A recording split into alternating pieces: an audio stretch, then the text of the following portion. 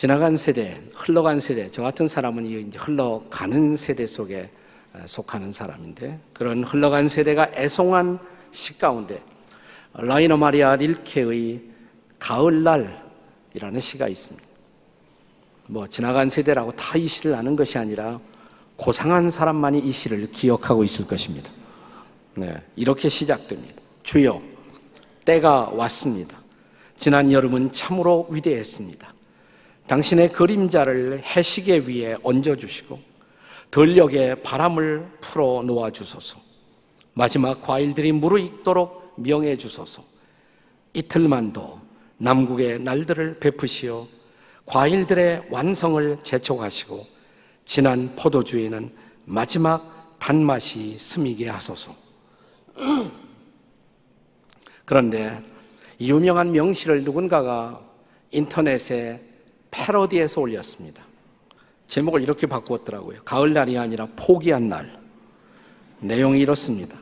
나약한 의지여, 하늘은 높고 말은 살찌는 계절이 왔습니다. 다이어트의 기간은 참으로 길었습니다. 체중계의 바늘을 몽땅 빼버리소서. 식탁 위에다 맛있는 음식들을 놓으시어 연한 살코기, 갈비찜을 익게 하시고 얼큰한 매운탕도 끓게 하시어 그들을 완성시켜 마지막 양념이 깊은 맛으로 스미게 하소서. 이제 다이어트는 포기했습니다.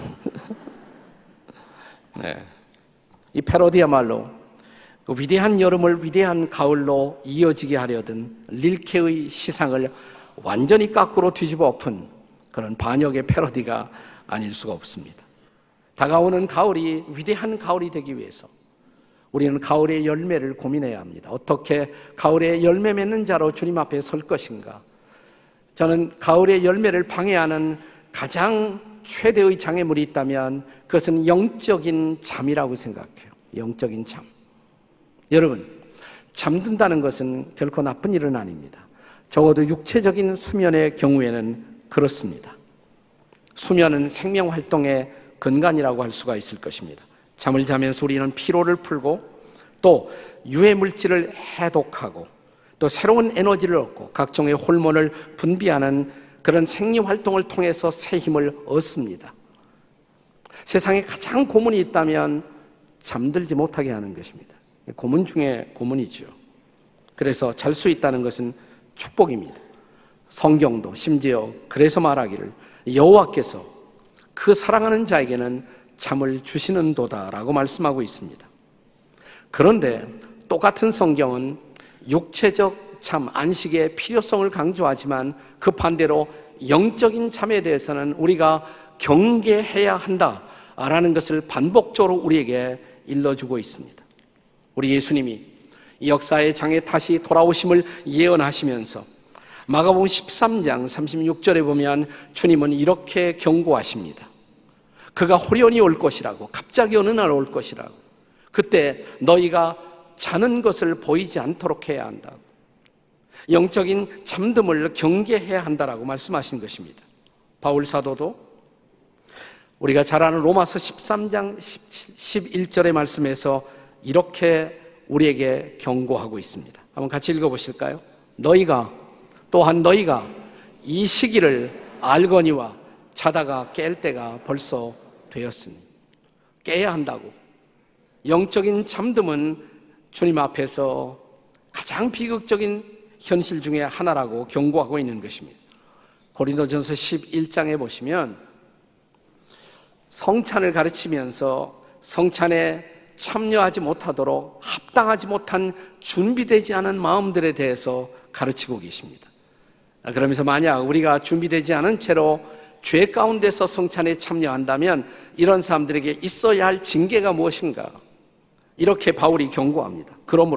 이러므로 그러니까 준비되지 않은 마음으로 소홀하게 인생을 사는 사람들에게 그러한 삶의 현실 때문에 너희 중에 약한 자가 많다고. 약함이 경고의 출발이에요. 병든 자가 많다고. 그리고 잠자는 자가 적지 않다고. 그렇습니다. 영적으로 잠든다는 것은 위험한 일입니다. 그것은 바로 사망을 뜻하는 것입니다. 그런데 십자가를 경험하고 믿음으로 순례의 길을 걸어가는 그리스도인들도 종종 이런 영적인 수면 가운데 영적으로 잠들 수 있다는 사실을 아세요? 잔 번연이 누구보다도 이 진리를 탁월하게 철로 역정을 통해서 우리에게 설명하고 있습니다. 자, 주인공 순례자 크리스찬이 십자가 언덕에 섰을 때 그는 이 십자가 언덕에 등장한 하나님을 대신한 천사들을 통해서 죄사함의 선포를 받습니다. 죄사함을 받고 새 옷을 입고 두루마리를 성경을 선물로 받습니다. 이것은 이 순례 여정의 끝이 아니에요. 그것은 새로운 시작이에요. 십자가를 경험했다. 그것은 우리 신앙 여정의 새로운 시작을 뜻하는 것에 불과합니다. 이 십자가 언덕을 지나가고 얼마 되지 않아서 이 주인공 순례자 크리스찬이 발견한 것, 그가 지나가는 길에 새 사내가 졸고 있습니다. 길바닥에. 다리에는 쇠사슬을 얽어맨 채로 세 사람이 나란히 누워 잠든 모습을 발견합니다. 그러면서도 자기들의 위기를 전혀 모른 채로 잠들고 있는 사람들, 영적 잠듦의 위기를 지금 번연은 경고하고자 하는 것입니다. 바로 이 대목에서 이 잠드는 사람들의 모습을 잠언 23장 34절의 말씀으로 인용하고 있습니다. 같이 한번 읽겠습니다. 다 같이 시작. 너는 바다 가운데 누운 자 같을 것이요 돛대 위에 누운 자가 같을 것이며. 어떻게 그냥 비상적으로 읽으면 낭만적으로 보여요. 잠들어 있는 모습이 때로는 낭만일 수도 있습니다. 그러나 영적인 잠듦은 위기라고, 이것은 바로 사망이라고, 이것은 바로 심판 직전의 상태라고 번연은 경고하고 있는 것입니다. 그러면 이들이 왜 이렇게 되었을까? 왜 영적으로 잠들어 버렸을까? 성도들이 영적으로 잠들어가는 원인을 이 순례길에서 만나는 이 세 사람의 이름을 통해서 번연은 우리에게 경고하고 있는 것입니다. 저와 여러분이 오늘도 영적인 잠 속에 빠져 들어가고 있다면 왜 그럴까? 여기 등장하는 세 사람의 이름이 그 원인을 우리에게 지적하고 있는 것입니다. 첫 번째 사람, 이 잠들어 있는 첫 번째 사람의 이름을 번연은 심플이라고 말합니다. 원문에 심플이라고 되어 있습니다. 심플은 단순함, 이렇게 번역이 되겠지만 나쁜 의미로 말하면 우매함도 될 수가 있습니다. 여기서는 후자의 의미가 더 큽니다. 사실 단순하다는 것은 좋은 것이에요. 나쁜 것이 아니에요. 그러나 그 단순함이 지나쳐서 사건을, 상황을 제대로 분별할 능력을 잃어버린다면 이것은 위험한 단순입니다. 이것이 바로 우매함인 것입니다. 그래서 철로 역정을 현대판 영어로 번역하는 사람들은 simple 대신에 foolish, 어리석다는 단어로 번역하기도 합니다. 요즘 유행할 만한 말로 표현할 수 있다면 이런 인생을 가리켜서 우리는 단무지 인생, 단무지 성도라고 말할 수가 있습니다. 단무지, 단순 무식 지랄 인생이란 말이에요. 단무지 인생이에요, 그게 바로. 네. 자기 앞에 있는 위험을 보지 못하고 살아가는 사람들입니다. 자각 증상을 인지하지 못한 채 죽어가는 환자의 모습을 연상해 보십시오. 암과 같은 병이 대체로 이 다루기가 힘든 이유 중에 하나는 별로 자각 증상이 없다는 사실입니다. 자각 증상을 인지하기 시작했을 때 너무 때가 늦어버린 모습, 안타까워하는 모습을 주변에서 얼마든지 볼 수가 있지 않습니까? 자, 이제 주인공 크리스찬이 이 잠들어 있는 첫 번째 사내를 흔들어 깨우자 그의 반응이 뭔지 아세요? 이렇게 반응을 해요. 도대체 뭐가 위험하다고 난립니까? 왜 나를 깨우십니까? 뭐가 위험하다고? 원문 그대로 제가 옮긴다면 이 첫 번째 사내가 한 말이 영어로 이렇게 말하는 것으로 되어 있어요. I see no danger.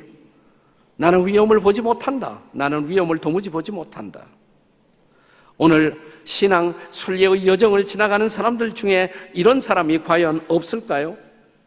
내 인생에 분명히 위험 신호가 들어와 있는데, 그래서 주님이 누군가를 통해서 지금 나를 흔들어 깨우고 있는데 그 위험한 시그널을 전혀 알아차리지 못하는 성도들 과연 없을까요?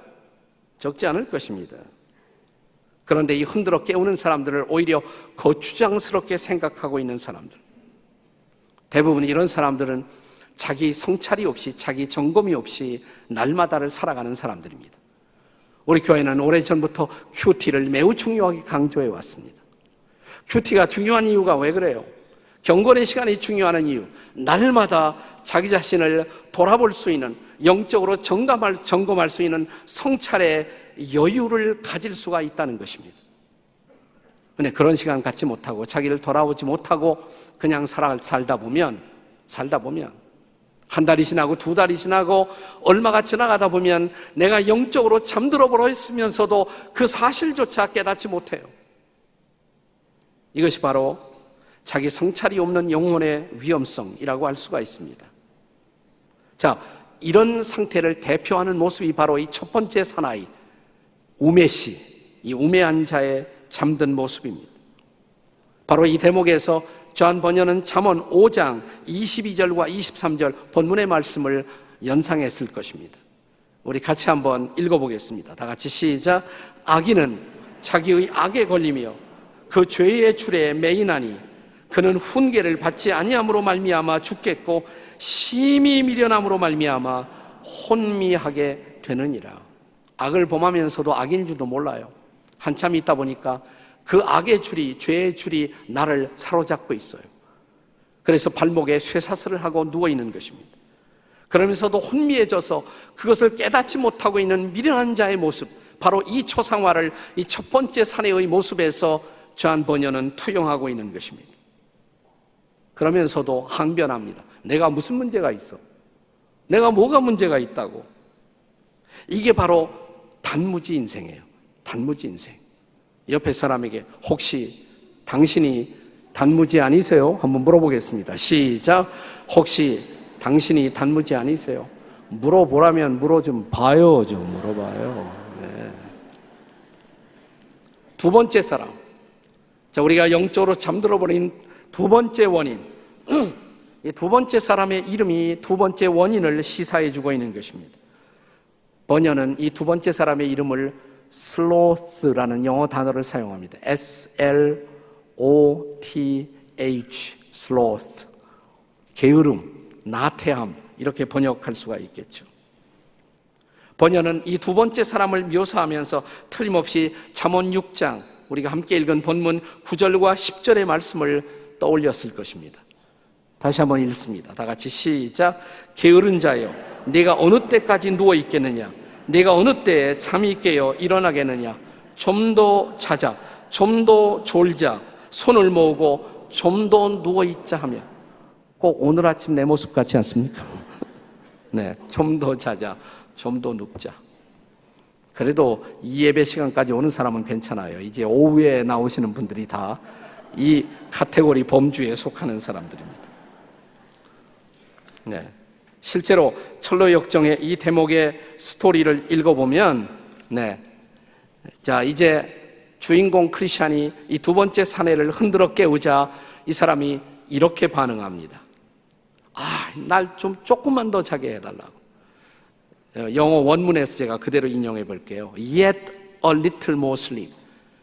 Just a little more sleep. 조금만 더 자게 내비둬. 뭐 이렇게 번역할 수가 있겠죠. 뭐 세상 무슨 일이 생겼다고 나를 깨워? 세상 무슨 일이 생겼든 상관없는 거예요. 난 조금만 더 잤으면 좋겠어요. 자, 이런 스타일의 인생을 살아가는 사람들을 요즘 우리 주변에 유행하는 유머식으로 표현할 수 있다면 이건 소세지 인생이에요. 소세지 인생. 이건 뭐냐? 소박 맞고 세상 등진 지랄 같은 인생. 소세지 인생. 내가 만든 거예요, 그거는. 사람을 돌아다니는 말에는 뭐 소심, 세심 그러는데 그건 맞지 않아요, 여기. 그래서 소박 맞아 세상 등지고 살아가는 지랄 같은 인생. 소세지 인생. 세상 관심이 없어요. 미래에 관심이 없어요. 미래도 내일도 다 포기해버린 인생. 그리고 영적인 잠 속에 깊이 취하고 있는 사람. 왜 그럴까요? 왜 이렇게 됐어요? 나는 근본적으로 믿음의 문제라고 생각해요. 이 사람이 정말 하나님을 신뢰하는지, 하나님을 신뢰한다면 그 하나님이 나를 위해서 내 인생의 미래를 준비하고 계시다면, 사랑하는 여러분, 그 하나님이 준비하신 미래를 향해서 믿음으로 가야 할 거 아니에요? 그런데 그 미래를 위해서 땀을 흘려 일할 이유를 전혀 찾지 못하는 이 사람, 지금 당장 조금 더 자고 조금 더 먹고 그것밖에는 관심이 없는 거예요. 이것이 바로 소세지 인생의 본질인 것입니다. 자, 이런 소세지 인생들을 향한 경고가 무엇입니까? 잠언 6장 11절 말씀입니다. 같이 읽겠습니다. 다 같이 시작.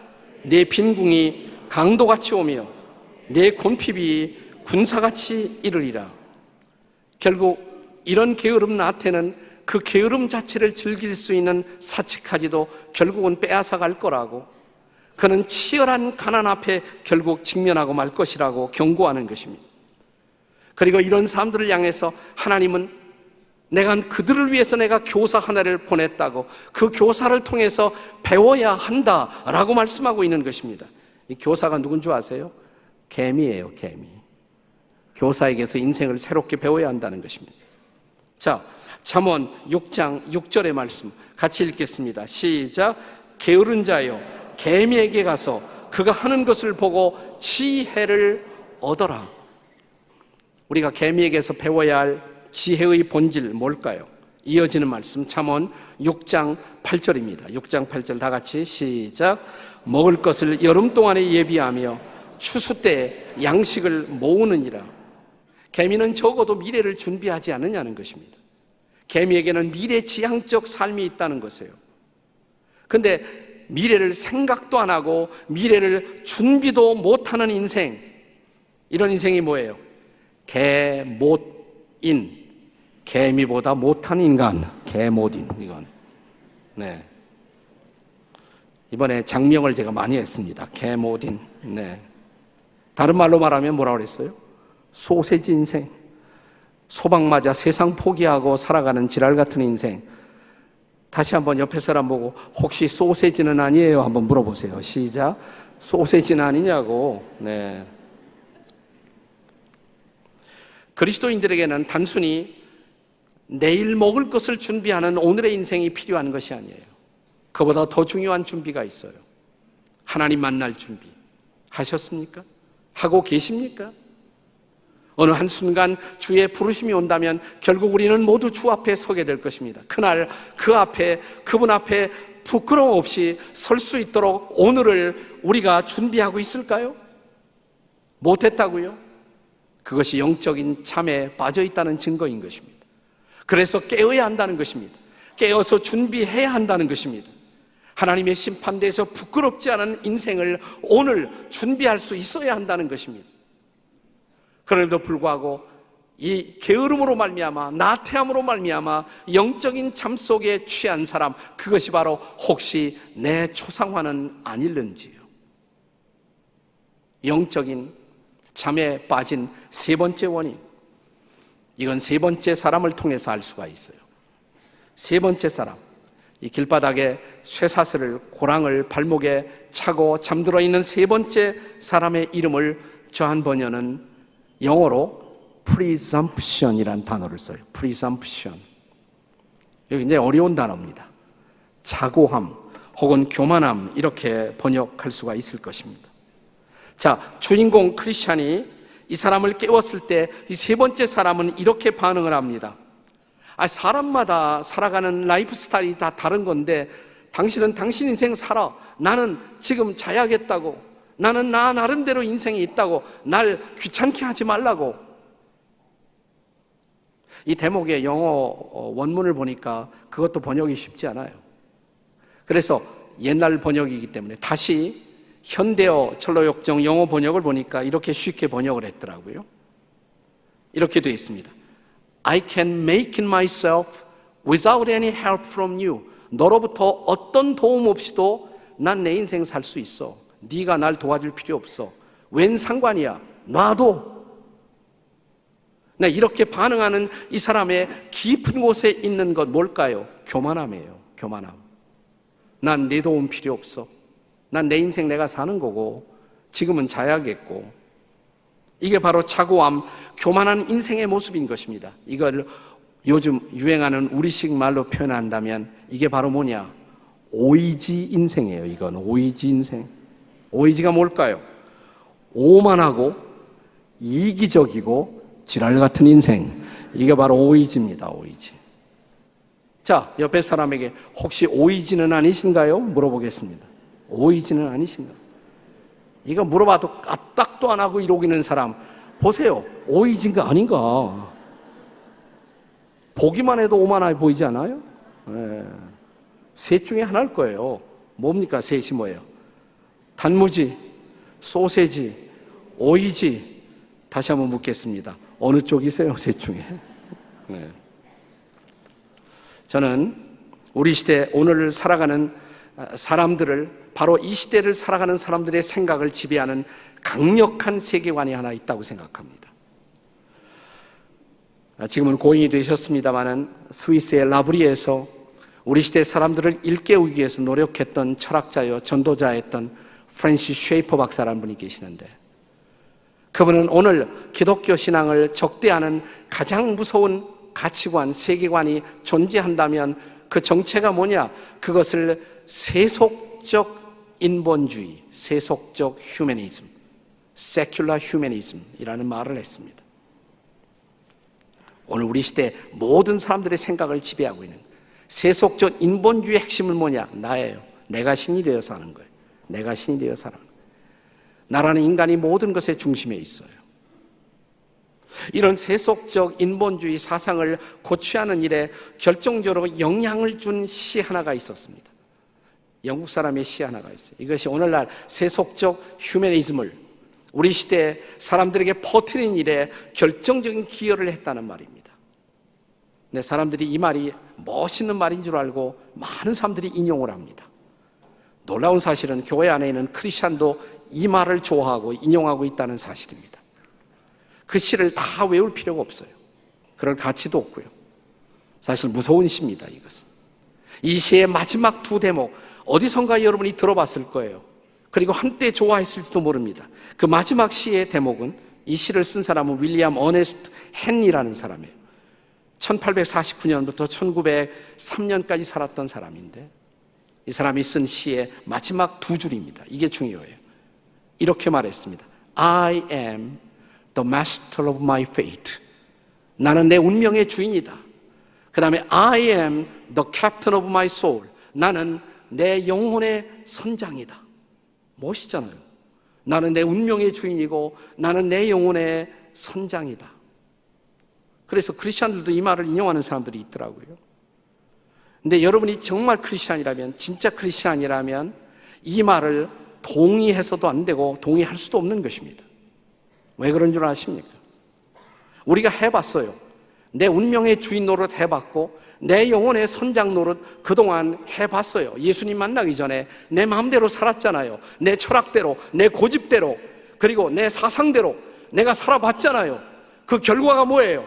그것이 불안이고 그것이 방황이고 그것이 내 삶의 절망을 가져왔던 우리는 그것을 깨닫고 어느 날 십자가 앞에 왔습니다. 내 죄를 짊어지고 나를 위해 돌아가신 예수님 앞에 왔어요. 부활하신 예수님 앞에 나왔어요. 그리고 예수님 앞에 나라는 존재를 내려놓고 우리는 예수님을 향해서 이렇게 고백한 사람이에요. 내가 아니라 당신이 홀로 You only the master of my fate. 당신 홀로 내 운명의 주인이시고 You only, 당신만이 the captain of my soul, 내 영혼의 선장이십니다. 우리는 십자가 앞에 나와서 예수님 앞에 이 고백을 한 사람들이에요. 저는 이런 윌리엄 헨리의 시와 정반대의 고백을 우리에게 전해주었던 사람, 그것이 바울이라고 생각합니다. 우리가 잘 아는 갈라디아서 2장 20절에 이 고백을 다시 묵상해 보십시오. 같이 읽겠습니다. 다 함께 시작. 내가 그리스도와 함께 십자가에 못 박혔나니 그런즉 이제는 내가 사는 것이 아니요 오직 내 안에 그리스도께서 사시는 것이라. 이제 내가 육체 가운데 사는 것은 나를 사랑하사 나를 위하여 자기 자신을 버리신 하나님의 아들을 믿는 믿음 안에서 사는 것이라. 믿으십니까, 여러분? 이제 내가 사는 것이 아니라고, 내가 주인이 아니라고, 내 안에는 하나님의 아들 예수 그리스도, 그가 나의 주인이 되어 계시다고, 나는 더 이상 내 영혼의 선장이 아니고 내 운명의 주인이 아니고 그리스도가 바로 나의 주인이시고 그가 내 선장이 되십니다. 우리가 이렇게 고백한 사람 아니에요? 맞습니까? 그런데 이런 그리스도인인 저와 여러분도, 우리도 어느 날 인생을 살다 보면 어느 날 내 고집대로만, 내 생각대로만 살고 있는 나 자신을 목격하는 순간이 있습니까? 없습니까? 그것도 사실이잖아요. 왜 그래요? 왜 그래요? 무슨 일이 일어났어요? 내 속에 아직도 존재하고 있는 자만함, 교만함, 옛사람에 속한, 옛성품에 속한 그런 자만한 나, 교만한 나, 내 속에 있는 이 자만이, 교만이 나의 주인인 그리스도를 주인의 자리에서 끌어내리고 그리고 다시 내가 주인이 되는 반역을 주도한 것입니다. 바로 배후에 이것을 공작한 이가 있습니다. 그것이 바로 악한 자, 마귀인 것입니다. 그래서 철로역정에 보면 이 세 번째 사람, 이 교만씨를 흔들어 깨우면서 순례자 크리스찬은 그에게 베드로전서 5장 8절의 말씀을 들려줍니다. 같이 읽겠습니다. 시작. 근신하라, 깨어라. 너희 대적 마귀가 우는 사자같이 두루다니며 삼킬 자를 찾나니 깨어 일어나셔야 합니다. 이제는 내가 영적인 잠에 취하도록, 나도 모르게 혼미한 상태 속에서 다시 내 고집을 믿고 내 철학을 믿고 다시 내가 주인 되어 살아가는 그 옛날 인생으로 돌아가도록 촉구하는 것, 그것이 바로 사탄의 전략인 것을 알아야 합니다. 여러분, 이번 여름을 지내고 가을을 맞이하면서 우리 교회는 블레싱 축제를 준비하고 있습니다. 블레싱 축제 왜 하는 거예요? 내가 깨어서 일어나 보니까 잠들어 있는 이웃들이 너무 불쌍해요. 어디로 가는지도 모르고 멸망으로 가는 사람들, 그들을 흔들어 깨워 함께 저 천국을 향해서 하나님의 나라를 바라보며 함께 주와 더불어 가자고 이웃들을 흔들어 깨우는 것, 이것이 블레싱 축제의 의미가 아닌가요? 내가 먼저 깨어야죠. 그리고 내가 깨고 보니까, 정신 차리고 보니까 너무 불쌍한 거예요. 하나님도 모르고 예수님도 모르고 성령 없이 살고 있는 이웃들의 모습이 너무 안타까운 거예요. 그들을 깨워야 합니다. 그들의 손을 잡아야 합니다. 일으켜 세워야 합니다. 그리고 하나님의 나라를 보여주어야 합니다. 그리고 그들과 함께 새롭게 걸어야 합니다. 이것이 블레싱이에요. 준비하셔야 합니다. 우리가 필그림 하우스의 이 철로역정 테마파크를 만드는 이유도 거기에 있습니다. 단순한 거기에 시설 뭐 하나 더 만드는 것이 아니에요. 나는 꿈을 꾸고 있습니다. 이 땅에 수많은 젊은이들이, 티네이저들이 거기에 와서 다시 인생을 배우고 믿음을 다시 배우고 그리스도인으로서 다시 하나님 앞에 일어서는 모습을, 전 세계 수많은 순례자들이 와서 거기서 인생을 다시 배우는 모습을 꿈꾸고 있습니다. 그렇다면 이 가을은 위대한 가을이 될 것입니다. 열매를 맺는 가을, 사람들을 깨워 천국의 영광 속으로 초대하는 가을.